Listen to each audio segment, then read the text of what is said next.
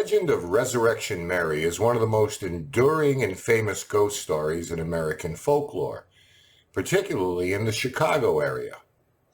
Because it's the grandmother of all haunted hitchhiker stories, and it's worth exploring the legend, historical roots, reported sightings, investigations, and how it's impacted culture and society. So why does the story of Resurrection Mary continue to captivate the imaginations of so many? Simple. Because it's extremely strange. Resurrection Mary is a ghost story that originated in the southwestern suburbs of Chicago, Illinois. The legend is closely associated with Resurrection Cemetery, located in Justice, a small village in Cook County. The cemetery, established in 1904, is one of the largest in North America and has been the final resting place for countless individuals over the past century. The earliest accounts of Resurrection Mary date back to the 1930s. According to these stories, a young woman named Mary was killed in a car accident while leaving the O. Henry Ballroom that eventually became the Willowbrook Ballroom after a night of dancing. She'd had an argument with her boyfriend and decided to leave, opting to walk home. Tragically, she was struck by a car and killed. Her grieving parents buried her in Resurrection Cemetery, wearing the same white dress she wore that night. Over the years, the story has evolved, with various versions emerging, but the core elements remain consistent. Witnesses claim to have encountered Mary in various ways. The most common reports involve Mary hitchhiking along Archer Avenue, where drivers pick her up. She is described as a beautiful young woman with blonde hair, blue eyes, wearing a white dress. She asks to be taken to the cemetery, but disappears from the vehicle before reaching the gates. Some stories tell of Mary being seen at dance halls or bars, dancing with patrons before suddenly disappearing. Numerous accounts involve sightings of Mary within Resurrection Cemetery, where she is seen wandering the grounds or standing near the gates. Some drivers have reported watching her as she runs right through the locked gates and into the dark cemetery. In the most bizarre of claims, she's said to have been struck as she runs in front of moving cars. Seen injured and bleeding in the road, she suddenly dematerializes as she is approached to check on her condition. In others, she simply passes right through the vehicle. The first widely publicized sightings of Resurrection Mary occurred in 1939, when Jerry Pallas, a Chicago Southsider in his 20s, claimed to have danced with a young woman matching Mary's description at the Liberty Grove and Hall in Chicago. Jerry was a regular attendee of local dance events and was well known in the social circles of the time. It was a crisp autumn evening when Jerry decided to attend a dance at the popular social venue. The night was filled with lively music, laughter, and dancing. Amidst the crowd, Jerry noticed a striking young woman who seemed somewhat out of place. She had blonde hair, blue eyes, and was wearing a beautiful white dress that looked like something out of a bygone era. Jerry mustered the courage to ask the mysterious woman to dance, and to his delight, she accepted. As they danced, Jerry noticed that Mary seemed cold to the touch, despite the warmth of the crowded dance hall. Her demeanor was calm and slightly aloof, yet she danced gracefully. They exchanged pleasantries, and she mentioned that her name was Mary and that she lived nearby. As the night drew to a close, Jerry offered Mary a ride home. She agreed, and they left the dance hall together. As they drove, Mary directed Jerry towards Archer Avenue. During the drive, Jerry tried to engage her in conversation, but she remained mostly silent, occasionally responding with brief, vague answers. When they reached Resurrection Cemetery, Mary asked Jerry to stop the car. She calmly told him that she had to leave and stepped out of the vehicle. Before Jerry could react, Mary walked toward the cemetery gates and vanished into thin air. Shocked and confused, Jerry exited the car and searched the area, but there was no trace of her. The encounter left Jerry deeply shaken. He shared his experience with friends and family, many of whom were obviously skeptical. However, his detailed description and the sincerity with which he recounted the events lent credibility to his story. Over time, Jerry's account became one of the cornerstone eyewitness reports of the Resurrection Mary legend and had a profound emotional impact on him. She was a nice girl, dressed in white, and she had this look in her eyes. We danced all night. I offered her a ride home, and she asked to be dropped off at the cemetery. I thought it was strange, but when I turned around, she was gone. Jerry's eyewitness report of Resurrection Mary remains one of the most detailed and compelling accounts in the annals of Chicago's ghostly lore. Whether viewed through the lens of paranormal investigation or as a fascinating piece of urban legend, Jerry's story continues to captivate and intrigue. While Jerry's report is compelling, skeptics argue that it could be a product of vivid imagination or a misinterpretation of events. The power of suggestion and the human tendency to fill in gaps in memory with culturally influenced details are factors to consider. Nonetheless, the enduring consistency of such reports over decades poses a challenge to purely skeptical explanations. The legend of Resurrection Mary endures a testament to the power of storytelling and the human fascination with the unknown. Witnesses often describe a sense of eerie calmness during their interactions with Mary, followed by intense confusion and fear when she vanishes. This emotional response is a common thread in Resurrection Mary sightings and contributes to the enduring nature of the legend. Mary made her first appearances to drivers on Archer Avenue in the 1930s, when motorists informed the police that a woman attempted to jump on the running board of their automobiles as they returned home from a night of dancing. Several notable encounters have been reported in more recent decades. In the 1970s, drivers along Archer Avenue reported picking up a hitchhiker who disappeared upon reaching the cemetery. And in the 1980s and 1990s, security guards and passers-by reported seeing a woman matching Mary's description within the cemetery grounds. In 1973, a cab driver named Ralph claimed he picked up a young woman on Archer Avenue. She asked to be driven to the cemetery and disappeared from the back seat upon arrival. He was so shaken that he went to the nearby Chet's Melody Lounge to share his experience. He describes himself as a typical 52-year-old working guy, a veteran, father, Little League baseball coach, and churchgoer. I picked up this young lady on Archer Avenue. She was quiet, polite, and asked to be taken to Resurrection Cemetery. I asked her where she was going, and she said she had to get home. I asked her what was wrong, if she'd had car trouble or what, but she really didn't answer me. She was fuzzy. Maybe she'd had a couple of drinks or something, or was just tired. I don't know. Oh, the only thing she did say really was the snow came early this year, or the snows came early this year, or like that. Other than that, she just nodded when I asked sometimes if we were supposed to just keep going up Archer. She was just looking out the window at the snow and the trees and that. Her mind was a million miles away. Maybe she smoked something or something. Who knows? A couple miles up Archer there, she jumped with a start like a horse and said, "Here, here." I hit the brakes. I looked around and didn't see no kind of house. "Where?" I said. And then she sticks out her arm and points across the road to my left and says, "There." And that's when it happened.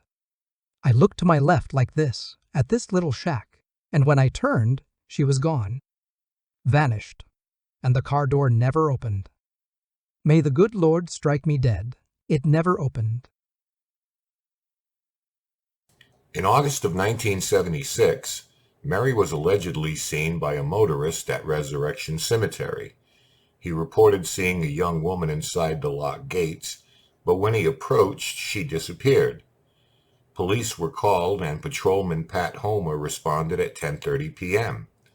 He used the car's spotlight to look for her and called to her with its loudspeaker, but received no response. The cemetery groundskeeper was called and arrived to open the gates for the officer, who searched the grounds but found no one there. But then the officer discovered something very disturbing. As he shined his flashlight at the front cemetery gates, Homer saw that two of the bars had been pulled apart, and embedded in them were the impressions of two handprints burned into the bronze gates. Officer Homer went on to tell his story on the television show That's Incredible, and it's been said he lost his job because of it. The driver who reported the sighting recalls the experience thusly.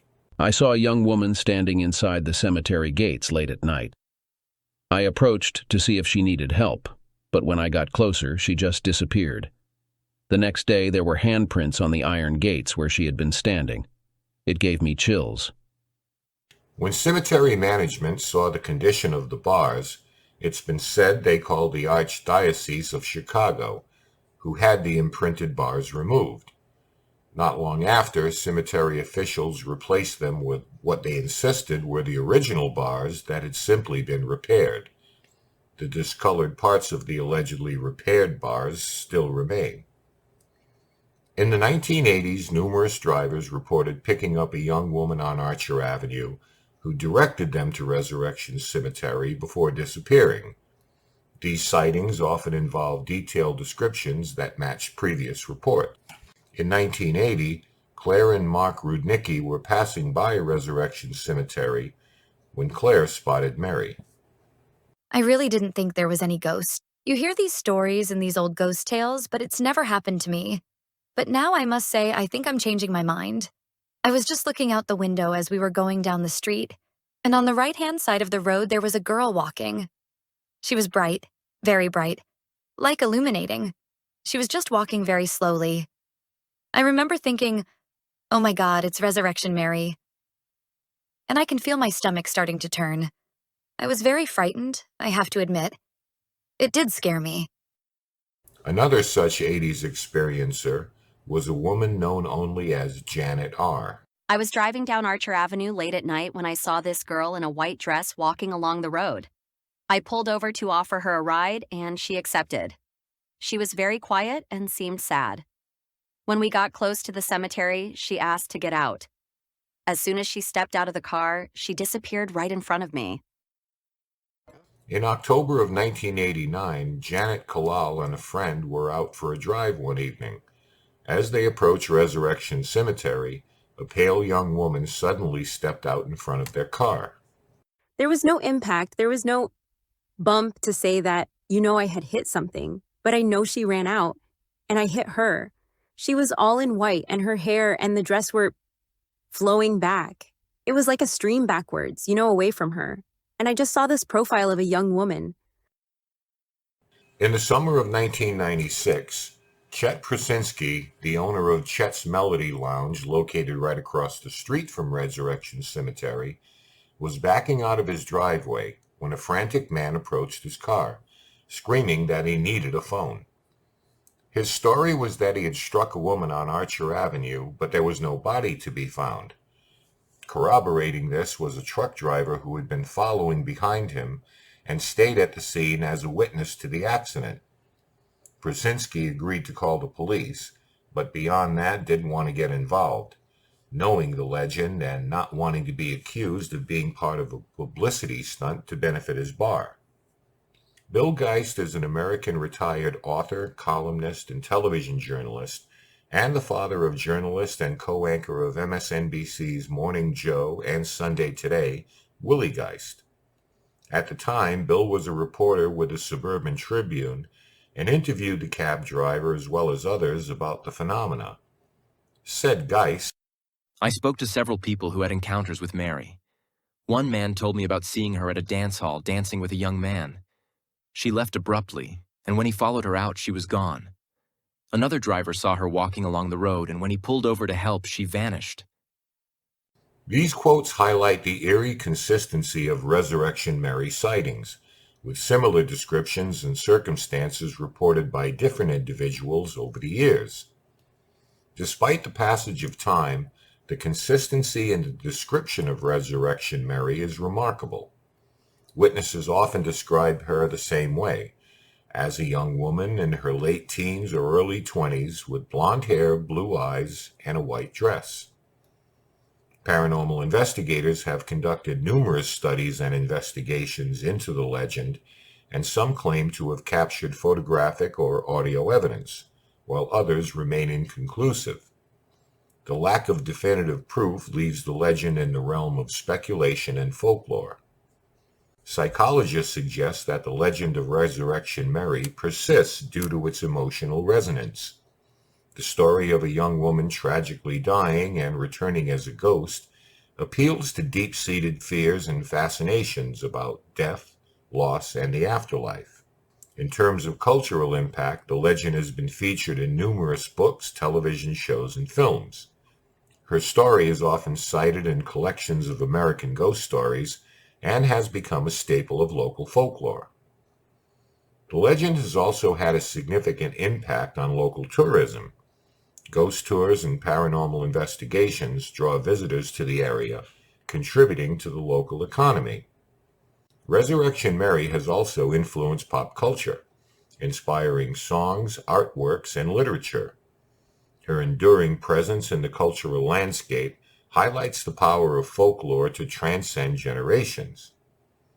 As such, the vanishing hitchhiker has become a staple of global legend, with stories like the White Woman of Belchen Tunnel in Switzerland, the Niles Canyon Ghost, the Red-Headed Hitchhiker of Route 44, and has been a familiar trope in movies and TV, like Large Marge in Pee-wee's Big Adventure and the Hitchhiker episode of The Twilight Zone. So who is Mary, and is there some substance to an actual person behind the legend? 3 possibilities have been put forth.